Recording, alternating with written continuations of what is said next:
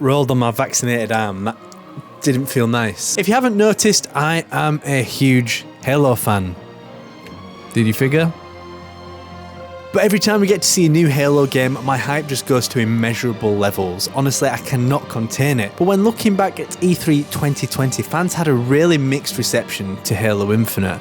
Some fans absolutely loved the gameplay and the art style, and some absolutely hated the gameplay and the graphics. And let's say Craig, for example, was the poster boy for that. Rest in peace, his soul. My question would be, was the Halo Infinite E3 2020 trailer that bad? Did it actually suck? Were fans justified by some of the outrage we saw on the internet? Well, let's break it down.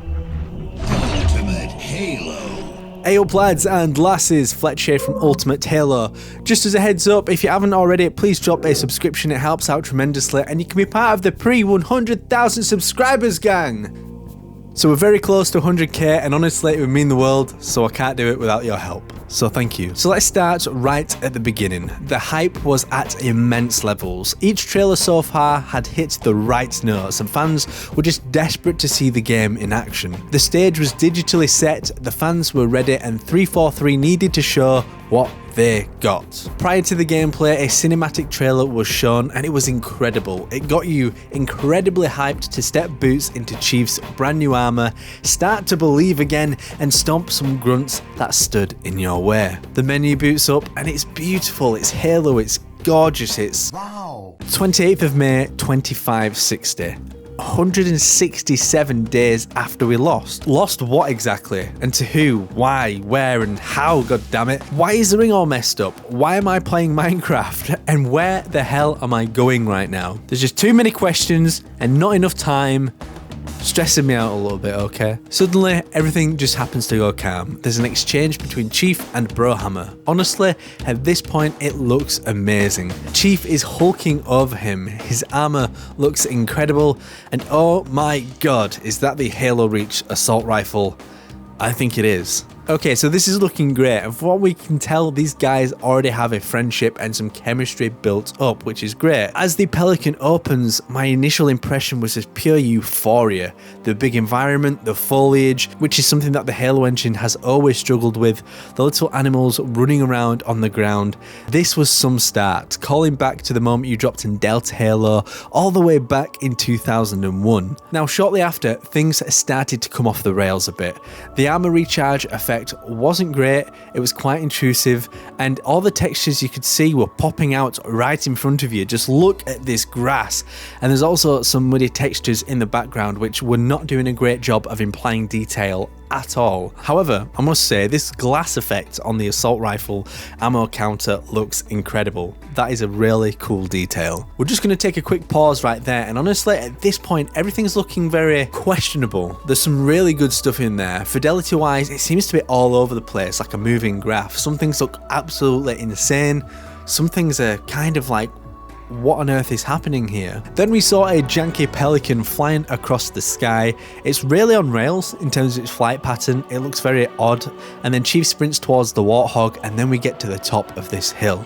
And first and foremost, this game looks huge. Is it open world? Well, if not, then the missions are ridiculously big. The possibilities are huge with such a massive world, and Halo's been missing that open environment for a very long time, and playing with your friends on this kind of massive ring is exactly what Halo needs for the revival of campaign replayability. Next we see some Covenant, and they actually blow off the Master Chief's tyre, which is a sick detail, and hopefully it's a sign of more things to come with Halo Infinite's vehicle damage system, which adds a whole new layer to the game's sandbox. From an artistic perspective as well, the enemies do look pretty good. The elites are a return to the form, and I'm sure many fans are happy that the original design of the species is back, and the grunts take on the best of both worlds. They take on 343's and Bungie's classic art style. But at the same time, the brutes are a bit hit and miss. Overall, I personally think they look good, but they're missing a lot of hair that Halo 2 Anniversary really brought to life in the brutes, and also some of the armor's lacking quite a bit of detail in certain areas, which makes them look a bit plasticky. But hold up, what's this? What's he picking up? A drop wall? OMG, equipment is back. Confirmed, right here, Ultimate Halo, you saw it first. maybe not here first, but you saw it, it's back.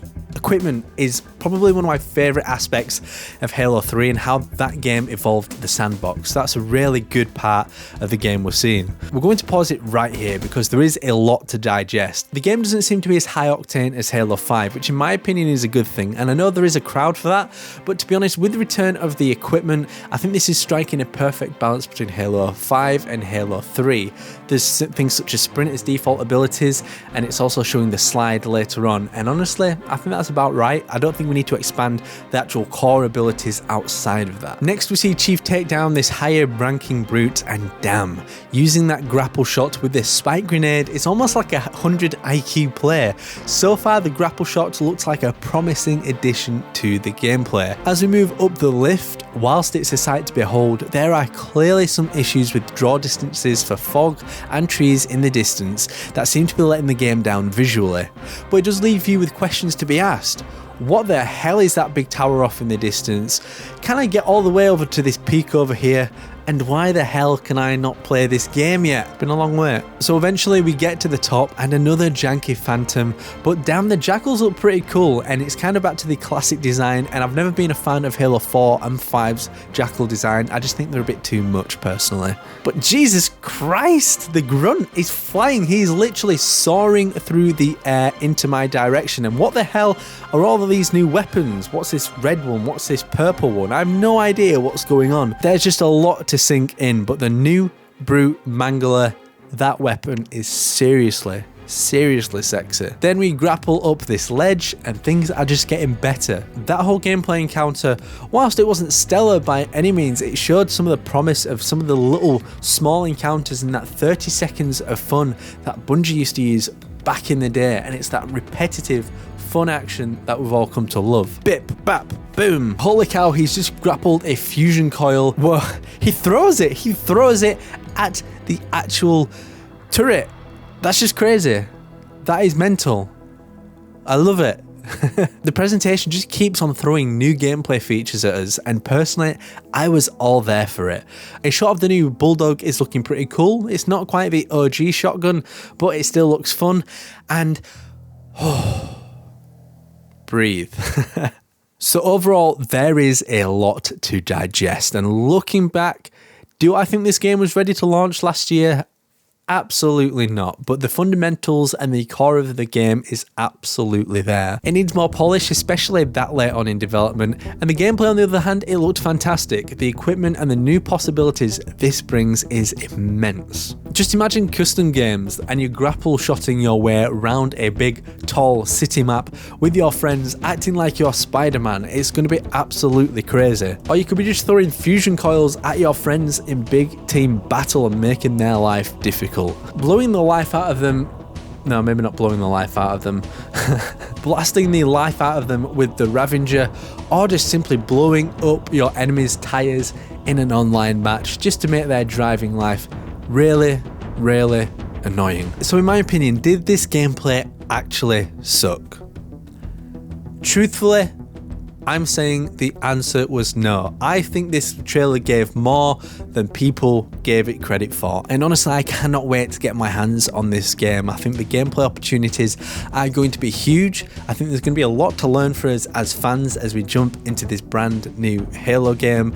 And from the screenshots we've seen, the graphics seem to be improving substantially. So this game looks pretty awesome.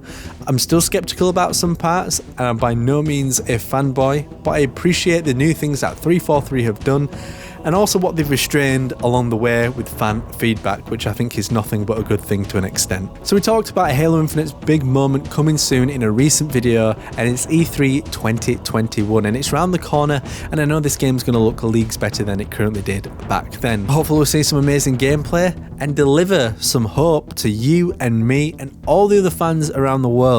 But anyway, let me know your thoughts in the comment section down below. Once again, my name is Jack Fletcher, and I will see you next time on the one and the only Ultimate Halo. Subscribe now to Ultimate Halo for more unfriggin' believable Halo content.